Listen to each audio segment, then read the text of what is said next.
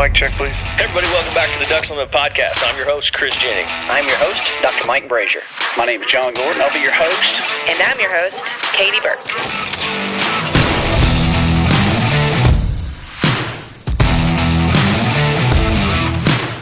Welcome to the Ducks Unlimited podcast, the only podcast about all things waterfowl. From hunting insights to science-based discussions about ducks, geese, and issues affecting waterfowl and wetlands conservation in North America.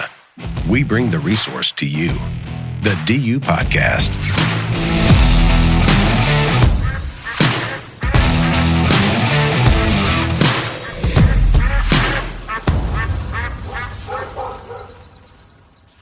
Hello, everybody. Welcome to the Ducks Unlimited podcast. My name is John Gordon. I'm your host. I'm a senior communications specialist at Ducks Unlimited headquarters, Memphis, Tennessee, and coming to you from Spread Oaks Ranch in Texas. Now I'm joined by Alyssa and Micah Godwin. If y'all don't know who they are now, you're going to, because once again, you just got to watch the DU Nation, and you're going to see the incredible taxidermy work they do. And we had, the teal hunt. Could it get any better than that? Banger. Not at all. That's it for was sure. Perfect. Phenomenal teal hunt. Yes, I mean, the job that folks here at Spread Oaks have done with habitat management is it's incredible. I mean, Rob is really turned this place into a waterfowl paradise, as y'all saw, and with the help of Ducks Unlimited as well. I mean, we've our local biologist down here, Taylor Abshire, has done a lot of work with building these ponds and really making this place a waterfowl destination. Yeah, this place is the definition of if you build it, they will come. And this morning they came in full force, that's for sure. That's it, man. I mean, and yeah, if it's really a special place, in more ways than one, as y'all have seen. I mean, and of course, Wiley, the owner, you can't say enough about what he's done for DU, supporting it and everything. But this podcast is about the two of you today because, like I said, the original story, we were thinking about taxidermy as a possible film subject, and I thought it was like, yeah, we got this guy over here, that guy over there, and then Campus Waterfowl director Derek Christians came up and said, man, I know a husband and wife team, and Alyssa and Micah. And so I said, here's Micah's number. So I called you on the phone and said, hey, man, would you be interested in doing some filming down there? And then, as soon as I found out you were in El Campo, then the whole thing just came together because of the fact of, Spread Oaks is here, and we could film the hunting here and then film the taxidermy with y'all. So, Alyssa, I'm going to start with you. Give me a little background on where you're from and how you ended up in taxidermy. So I'm the native Texan out of the two of us. Yeah, I'm the born-again Texan. I grew up around waterfowl since I was probably like 10. I was duck hunting with my dad. My brothers weren't that into it, so I was the one that he would always take to tag along with them. But he and my grandpa always did their own taxidermy, mostly birds. So when I was watching them all growing up, I wasn't really that interested. But about 5 years ago, then I finally jumped into it, started mounting birds with him, and I really haven't stopped yet. My grandpa always did his own decoys. He carved them, and they're beautiful pieces of work. They definitely put that love of waterfowl in me from the start. So that's kind of how I got my start. Then I went to Texas A&M, got involved with Ducks Unlimited, started working for Campus Waterfowl. That's how Micah found me. Yeah. So on on Instagram. Pretty girl that mounts ducks, that caught my attention. I'm not one to slide in the DMs, but pretty girl that mounts birds, and I had to shoot my shot, see what happened. But hey, that's right. Joke's on everyone else. It worked. We're now married. Yeah, it's kind of creepy for a bit there, but I don't know. I warmed up to him. You got to give me more credit than that. So Micah, you're from South Carolina. Yeah, from Orangeburg, South Carolina. I went to Clemson University, and my dad didn't ever hunt. My brother got big into it, so he was one of the first ones that started taking me. I just fell in love with waterfowl hunting right from the start. But went to Clemson University. I majored in agricultural mechanization and business. I worked some summer internships, just having to be present at work. A lot of times you have downtime and stuff, and I'm a fourth generation entrepreneur. Everybody on my dad's side of the family started and ran their own business, and I was looking for something to get involved in that I could do on my own. So I ordered a taxidermy kit one summer. I think it was my junior year of college, and mounted a hen mallard dead mount. And word started traveling around. I was mounting some birds. I did some for next to nothing for buddies and stuff like that. And one thing led to another. Graduated college. There was a a job opened up, guiding waterfowl at Featherhorn Farm.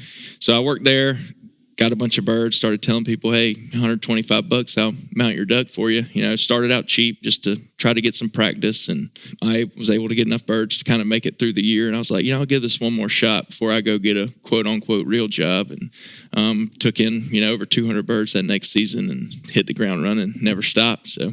But we've been very blessed to just have some really good mentors to help us out. Some of these taxidermy shows and competitions we've gone to is where we really have been able to hone our skills and dial in, and get better. We've had a lot of people help us along the way. God's put a lot of very important people in our lives that have just kind of helped us get where we needed to be. And now we've been doing it for 5 years full time. And I love what I do. I get to do what I love with who I love every day. And it doesn't get any better than that. That's really special because, like I said, the husband and wife aspect of this is pretty intriguing. It just doesn't. You don't see it very often at all. And the fact that y'all specialize in waterfowl is another interesting thing, because y'all both had that common love for mounting birds, That's another thing that's really cool. And that was another thing. I wanted to specialize in waterfowl because a lot of taxidermists, they're a one-man show. They try to mount everything and they get bogged down. You're going to wait 2 years, 3 years, which, those guys are busting their tail every day, day in and day out, but they just have so much work. So the fact that there's two of us that are equally talented, we're just able to stay on top of our work a lot more. And the fact that we only do waterfowl, a lot of these guys will jump from a deer to an alligator to a bird, and it's hard to get dialed in on one thing. So if you do the same thing day in, day out, you can really, really dial in your skills and kind of master the craft, which we're still learning every day. It's one of those things that you never stop learning. And if you say that you've mastered it and you're not learning anymore, then you're that's not exactly true. There's always something you can do better. That's right. And, y'all's work is incredible. It really, I'm very impressed, just walking in the little showroom right there at your shop. Once again, folks, you can see this on DU Nation, right?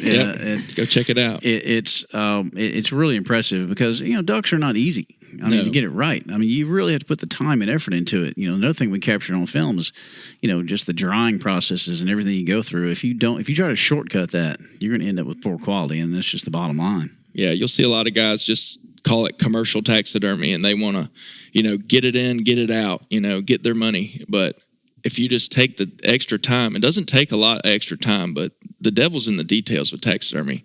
I want to look at that bird from every angle, look at his eyes, It's all in the eyes, We've gotten to the point where we're so OCD from going to these competitions where we won't let it leave the shop if it's not to our level of what a bird should look like. Yeah, exactly. And I looked out the window and there's those mallards, swimming around in there. So you're like, if you're unsure about exactly how a position should be, you sit there and look out the window at the bird. That's our secret weapon. A few live mallards hanging out the window. Right. You can check yourself. It really, it's got to help you, make sure that it's just really realistic. And the stuff y'all do, and from the dead mount stuff to, just the different environmental stuff and everything. It's really cool. And that one, there was a mallard, I think it was a dead mount that was hanging on a limb. Yeah. And I don't think I've ever seen it done like that before. Yeah, that bird was killed in Arkansas. He kind of had an idea of what he wanted to do, but that bird had some shot damage on one side. So, just listen to your taxidermist. There's always some kind of cool pose we can do, though. That bird had a really bad right wing. So I said, hey, let's, hang him like he's dead, because he wanted a dead mount. But I was like, let's, put that flaw to the wall, so to speak. And, we can hang him like this. And it's a good display of the bird. You don't show that damage off because, we're only as good as the bird we're working with. That's a great point, and it brings up something that we also covered on film, but I really want you to talk about is how somebody should prepare a bird to be sent to you. What they should do to keep it as good as possible before the mounting process. Yeah, blood, dirt, those things happen. John saw the wash process. It's pretty extensive, so don't shy away from that stuff. If you have big holes, if you're shooting BBs and you hit them with 3 or 4 in the head, that's not ever good. But, there's a lot we can do to hide damage, like I said. But you also want to try to look for the best bird possible. But pretty much just wet paper towels around the head, around the feet. Never use pantyhose. I don't know who came up with that, but it needs to be old punished. School deal, right? Yeah. Some of them they'll put the whole bird in just pantyhose and then freeze Yeah. it, no bag, anything, and they'll bring it in and be like, "Oh, this is what I was told to do." Yeah. No, everything is wrong. Treat that bird like it's a filet mignon. Just like you don't want air to get to it. Just, your meat, you're going to vacuum seal it. You're going to, keep the air off of it. Heavy duty plastic bags, but vacuum sealers are great. Just, you don't want to over compress that bird. You want to get the air out of it, stop it, and seal it. But just Ziploc bags with a wet paper towel around the whole head and then a wet paper towel around each foot. I mean, you're talking 4 to 6 years where I can pull that bird out and it's like, it's prime. It looks like, the bird was just killed. And that's incredible because if you leave it not prepared that way for 4 to 6 years, it's ruined. I mean, There's no way to get around it. Yes, they can be mounted, but they're never going to turn out. So in that instance, quality is number one. I don't want to take somebody's money if it's not going to reflect our quality and be the best it can be, especially if it's a special bird, it's a hybrid, a son's first bird, we're always going to do the best we can. But that will be communicated out ahead of time. I'm going to lower the expectations and let you know. Just communication's so big, and so many taxidermists they just do a poor job at communicating. It's amazing what problems you can solve with a phone call. Is there any skills that either one of you say is better than the other one? Alyssa taught me a lot about slow down. It's not just a business making your money. Pay attention to these details. Set that eyelid just right. These little things. Take your time on your paint. She really taught me to slow down, to pay attention to the detail, because one of the first times we mounted a bird together, I just watched her sit there with tweezers and groom and get every feather lined up. And I was like, that's what I've been missing. Right. I was more of a production. Hey, let's get it done. It looks good. Let's send it home. But she taught me to slow down, and I'm still learning from her. We definitely both have strengths and weaknesses, and that's where we have a big advantage over a lot of people. Is we're constantly challenging each other day in and day out. And, right. She'll mount a bird, and I'll walk over there and kind of look at it, and you might could make this adjustment, and she does the same thing to me. But that's what's cool about having two of us. Alyssa, what is something you really learned from Micah? I would say probably flying birds. I don't know how he gets the compression, that look of actually pushing down on the wind. Like he's incredible with flying birds. We both do both, but Alyssa does most of the standing birds. I do most of the flying birds. So you're talking about we're specializing in waterfowl, but then you have one guy here that's specializing in flying waterfowl, and then a girl here that's specializing in we're getting to narrow it down to really learning that craft and narrowing it down to certain poses. There's certain poses she does better than me, and there's ones that I do better than her, but quality is number one with bird taxidermy. You're going to look at this thing for 40, 50 years, a lifetime. In my office alone at DU headquarters, I think I've got 8 mounts on the wall that I'm looking at every day, so it's important to me that it's really, good quality stuff. And trust me, y'all are going to mount some birds for me in the future. They're going to be hanging right there. Yes, sir. That was a great point that, with the two of you working together, not only are you, feeding off each other, but you're raising your standards together. And that's something that somebody working by themselves, never has. Right. It'd be real easy to just go, well, that looks good enough, right? Yeah. And so somebody over your shoulder going, no, it doesn't. Right. You've got And to put in the time. We're pretty blunt to each other. Yeah, it's not good enough. That's right. Yep, quality's number one. So if one of us sees something, we're quick to point it out. But you got to do it in the right way. You do that sandwich where you give the compliment, the critique, and then another compliment, and then that one little critique doesn't sound so bad. That's right. So you got to sandwich it in when you're working with your wife. We have a good time. We had this past Thursday night. We were there at the DU Rice Belt Chapter event here in El Campo, big time event. It was really a great turnout and really deal. But I thought that was really cool that y'all came up there and supporting DU and were there in person, with some of your mounts and talking to people and so that y'all support of the organization is great. Yes, DU was a big part of how I started off and was able to be successful the first couple of years. Going to banquets, donate a mount or two for a live auction or whatever they see fit to generate some money, and they would let me set a table up. That was a big part of how we got started. Just especially when you're there, people see you're personable. Some taxidermists can be a little bit of a recluse. Some of them are a little odd. You cut the skin off animals and put foam inside. They're not all just quote unquote normal people, but just showing that you have a good personality, just the relationships you build with people, networking and always talking to people. I mean, I can't tell you how many birds I've mounted from just random hunters I ran into at the boat ramp. Just kind to them and chat them up, and next thing you know, him and his buddies are coming over with 5 ducks, and that's just what my dad taught me about growing a business. He was always a salesman, and just talking to people, taking advantage of every situation, running into people.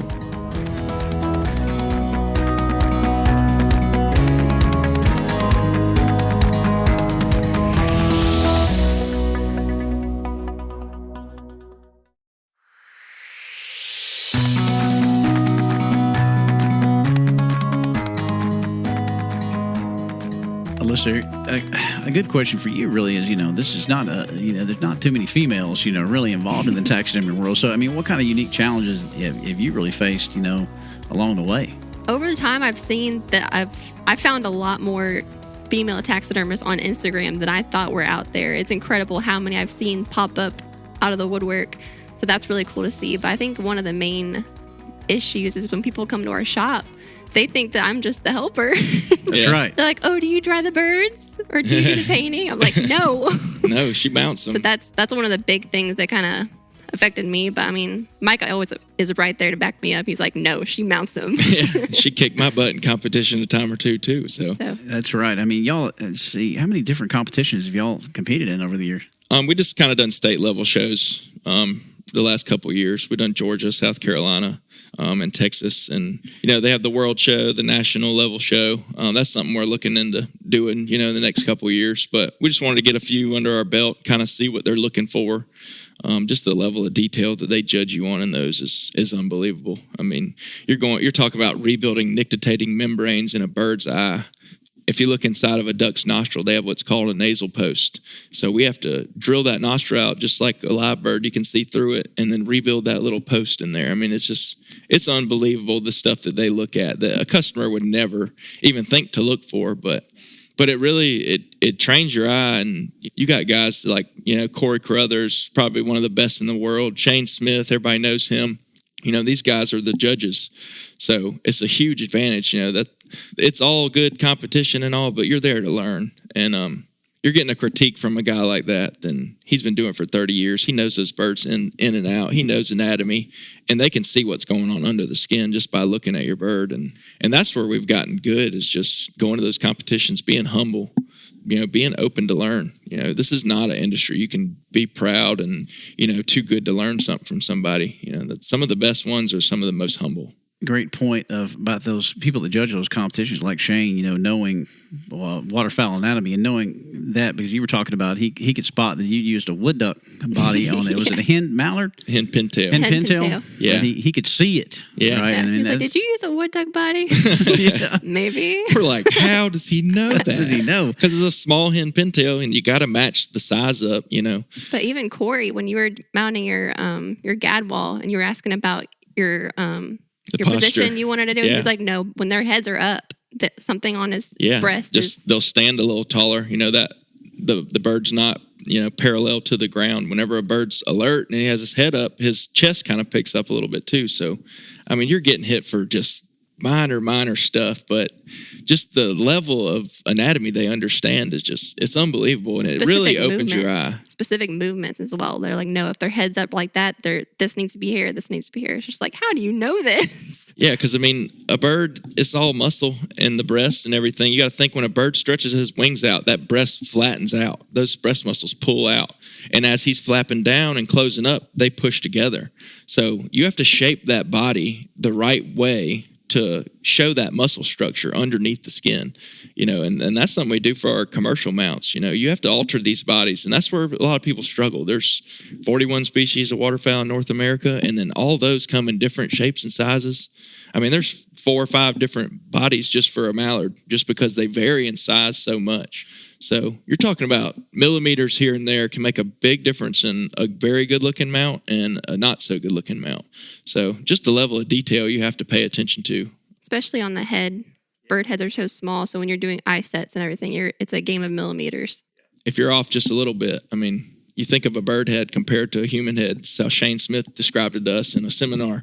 He said, if you're 2 millimeters off on a bird head, imagine 2 inches on a human head. If you had a big 2-inch lump on your forehead, you'd look kind of funny. So That's right. That's how he put it into perspective. And we're like, wow, that was eye-opening, and just hearing things from guys like that, it's really helped us, dial in our skills and pay attention to the details and just put the best quality product out there we can. Yeah, that's it. And like I said, folks, you really need to take a look at their work. I mean, it's really top notch. And the name of y'all's business again? The business is Feathered Arts Taxidermy, and then you can find Feathered Arts Taxidermy on Instagram, or Alyssa's page is Miss Taxidermy Texas. She's got a lot more followers for some reason, but.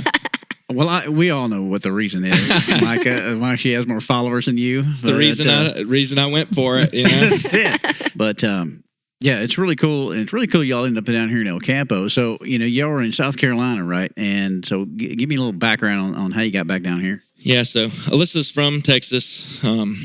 It didn't take 2 or 3 trips back here. Just the whole culture of Texas. This place is truly a special place.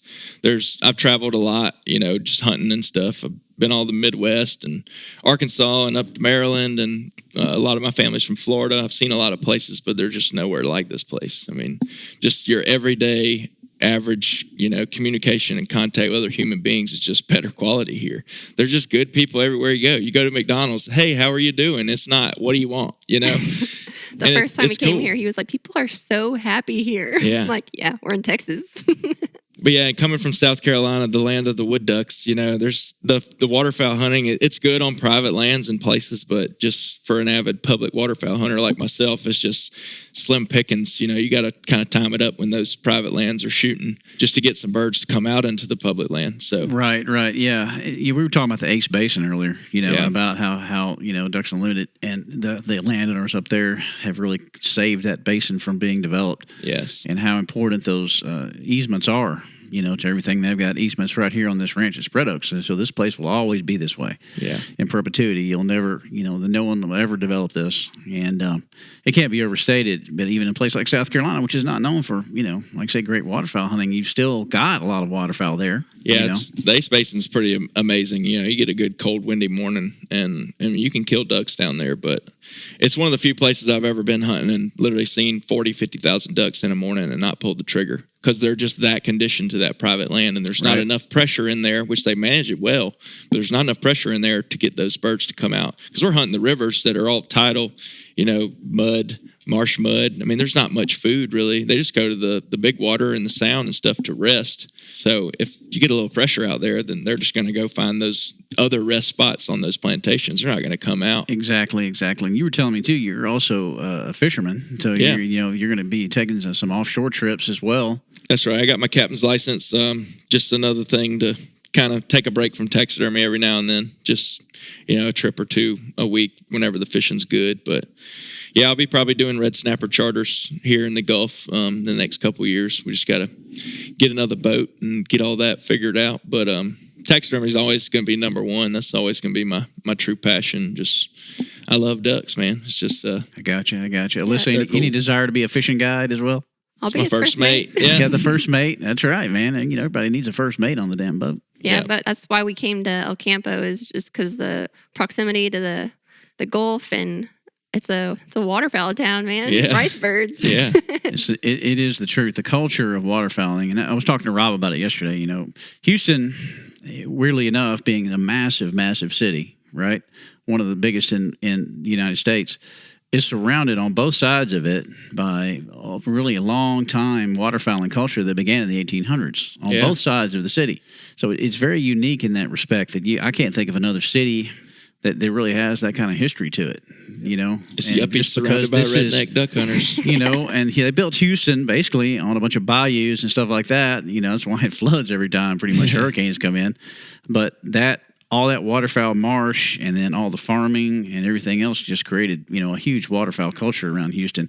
And Rob's book, There's pictures of a downtown Houston sporting goods store with people lined up, got ducks out there. Can you imagine somebody doing that now? I mean, there'd probably be riots in the streets. But anyway.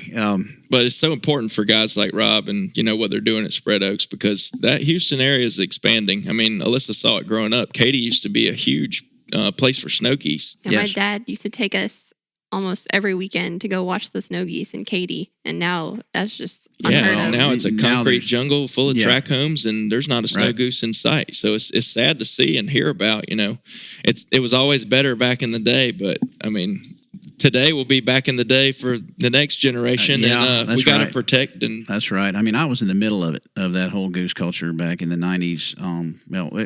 Growing up in Houston area, from the mid 80s, I just thought that was the coolest deal.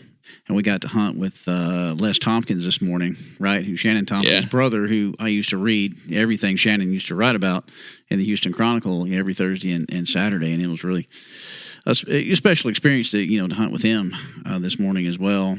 Yeah, I love hearing the stories from Rob. And I know it, man. He's a really cool dude. Yeah, he's an awesome guy.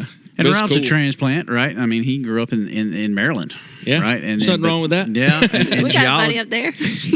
And geology brought him down here to Texas, and he just fell in love with it and the whole culture. So it's pretty special. So y'all choosing El Campo is not a surprise. Really, yes, sir. You're right in the middle of it. Yeah, there's really not. There's a couple bird taxidermists around, but right in El Campo, I'm not sure. I could be wrong, but I don't know of another one. So it seemed like this place kind of needed one from some of the outfitters and stuff I've talked to.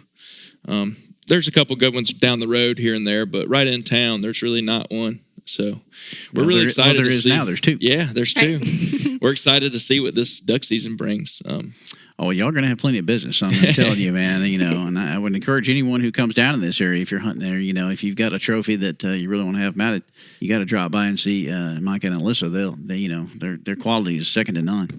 We appreciate it. And even if you don't kill something, you want to stop by and check out the showroom. As long as you reach out to us and let us know you're coming. We're happy to show you around. Let us show you the shop and come see our pet ducks. Yeah, come see the pet ducks. They're right outside the window of the shop. Yeah. You can't miss them. My secret weapon. The secret weapon. That's right. Everybody's got to have one, I'm good friends with the Pitt family and Pat Pitt, the waterfowler. He calls himself. He's been bounding birds forever. He can call himself that. Yeah, he can. Yeah, anyone in the world call himself the waterfowler, it's Pat Pitt, because the man has been all over the world and is the most passionate waterfowl hunter I've ever known, and a great taxidermist as well. But he's got a full aviary in his backyard, man, and he'll have stuff like, white cheek pintails and stuff from all over the world back there, swimming around, and it's really a cool deal. But talking about that, I know recently down here in El Campo, a guy, shot a bird that shouldn't have been here. Yeah, the ring teal. Yeah, I actually, I usually don't seek out customers like this, but I saw that and I was like, hey man, I reached out. I was like, if you need a good taxidermist, we'd love to, work on that bird. So I think he's going to bring it by next week or two. So we're excited to see that. And that's a great example. That's something that Pat always says, that, there's no fences in the sky. So you never know what might show up somewhere who got lost along the way, right? Yeah, I had a customer from South Carolina. He came to Texas to duck hunt. He shot a pintail, and it was banded in Tokyo, Japan, killed right here in Texas. So, you never know. They catch a wind, and a storm blows up. They can go and do whatever they want. That's what's so cool about waterfowl hunting. I actually knew a guide. Back in the early 90s. He killed a paradise shell duck in Katy. Wow. Yeah. And it was just like, he had to go and find a biologist. Like, what is this? Because, paradise shell duck looks more like a goose duck hybrid, right? And they're only in New Zealand and Australia. So he figured somewhere along the line in the trade winds or something, that bird ended up lost. And he was with a group of specklebellies, right? Yeah. So he just figured out, these are maybe some of my kind here, and locked up with them. So that's really cool that you're getting a chance to mount that teal that was here hanging out with blue wings. Yeah, we're excited to see that. So we got to see if it's a standing or a flying mount to see who gets to do it. That's right. But yeah, we know that they're gonna say, well, we want this standing, because they want to listen. They want to listen. Yeah. So we'll take turns, when special birds come in, we kind of rotate who has dibs. So if you call it, then it's the next person up next time. So. Here's a question for both of y'all. What's the coolest bird y'all have ever mounted? I did a leucistic black belly whistling duck. Yeah, that was cool. That was neat. Had like almost sherbet colored bill. It was modeled more so than a normal black-bellied bill, but that was a cool bird. He had white all mixed in. I just recently did a quill lake lesser Canada, which you see the graders, right? But I'd never even heard of one. I was able to do I didn't know they existed for Lance Stanczyk at the Pintail Hunting Club. He killed it up in Saskatchewan, but I mean the banded pintail. It's just a pintail, but just the story, knowing where it came from. You know, right. That bird went from Tokyo to Texas and then drove to South Carolina to get mounted. I mean, that's always cool. Done a few hybrids, mostly mallard black duck hybrids. That's a pretty common one. Tundra swans are always interesting. They're a booger. They're very rewarding when you finish. There's another question. Okay, what bird don't you want to mount? Tundra swans. Tundra swans. Second that. Gotcha. And then why is that? It's just it's a giant white bird. The size, right? And they got 1.5 inches of fat on them. You'll be standing the flesh and wheel. You won't get the smell off you for a few days. It's just a backbreaker. I mean, all the process is just washing it. I mean, you're looking at 3 or 4 hours just to wash that bird, and then it's white. So if you make any mistake and leave anything, it's going to show. Right. Yeah, I had to wash mine in our bathtub in our house because it wouldn't fit in the sink in the shop. That was interesting. But that is a trophy bird, right? And people go to the Carolinas, right? You know, North Carolina is one of the best places to go kill a plumed out one. You know, and any guys that want to kill a tundra swan for the wall, just, you know, try to stay away from North Dakota. I know that's a good place to kill them, but they're going to be earlier in the season. They're going to have pin feathers. And it's a nightmare. When those necks are pin feathered on those birds, they look too small. They just kind of look funny. So if you can get one with a nice full neck on them, not that I'm advertising you to bring us tundra swans, but we will do them. But they're not cheap. They are fun. They do turn out super cool. It's like you have a pterodactyl in the shop. Yeah, they're huge. I mean, they can be fun. Very good. I mean, this has been great. I'm going to end this out with I want to just kind of something we've done on some podcasts is like, give me your ideal day hunting. Elk hunting. Going elk on that, huh? Well, this is a deep podcast, yeah. Alyssa, you know. I mean, okay, ideal day waterfowl hunting. Okay. I'm kind of more of a intimate setting type hunter. Waterfowl hunting, I like 2 to 3 guys, you know.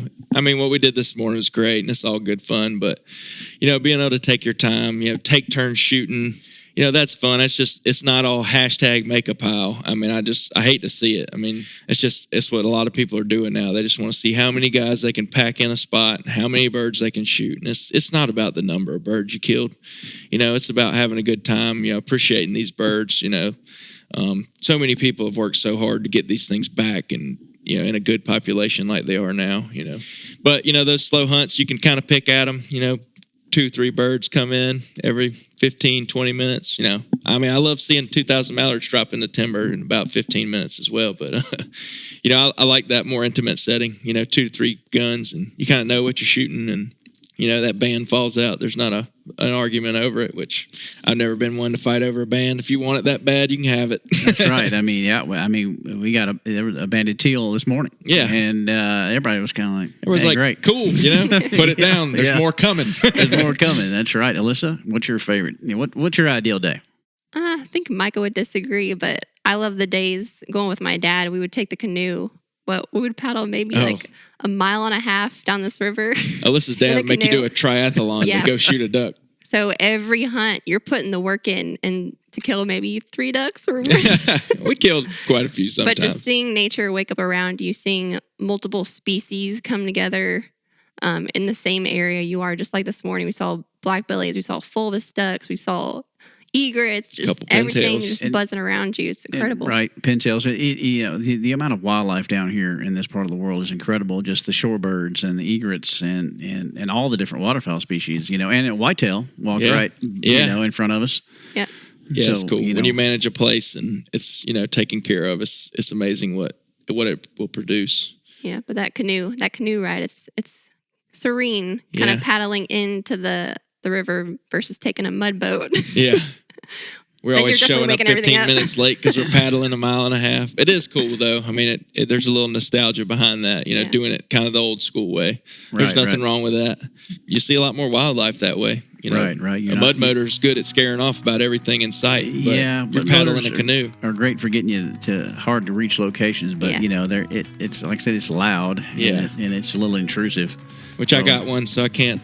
Yeah, but I mean, it's we kind all of forced do, to right? having one You here. know? So, but it's just those quiet hunts, man, that are just like you said, slower, and you kind of take your time. You can really sink it all in. I mean, it's really great. It's really great. Well, this is fantastic, man, and thank y'all very much for all you've done. Like I said, what y'all continue to do for Ducks Unlimited, and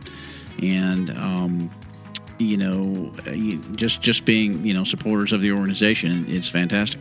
Yeah, Thank we you. thank Ducks Unlimited. Without Ducks Unlimited, there wouldn't be the waterfowl there is today, and we might not have a there business. probably wouldn't be us because I was Yeah. always chasing Ducks Unlimited, trying to get a job, and that led me to Campus Waterfowl and everything. So I mean, if they want to get a hold of y'all to get some work done, how do they get you? We don't have a website or anything right now. Pretty much social media is the best way, through Instagram. I'm Feathered Arch Taxidermy with underscores in between each word, and Alyssa's Miss Taxidermy Texas. It's still MISS. We got to talk about that, but you can't change it. Got to go to MS, I guess. Ms. Taxidermy Texas. yeah, we also have Facebook. So Yeah, and there's a Facebook page as well. So feel free to slide in our DMs, and we'd be happy to help you out. All right, very good. People, I encourage you to. You want a quality waterfowl mount. These two are the ticket. So anyway, well, thanks everybody for listening to the Ducks Unlimited podcast and supporting wetlands and waterfowl conservation.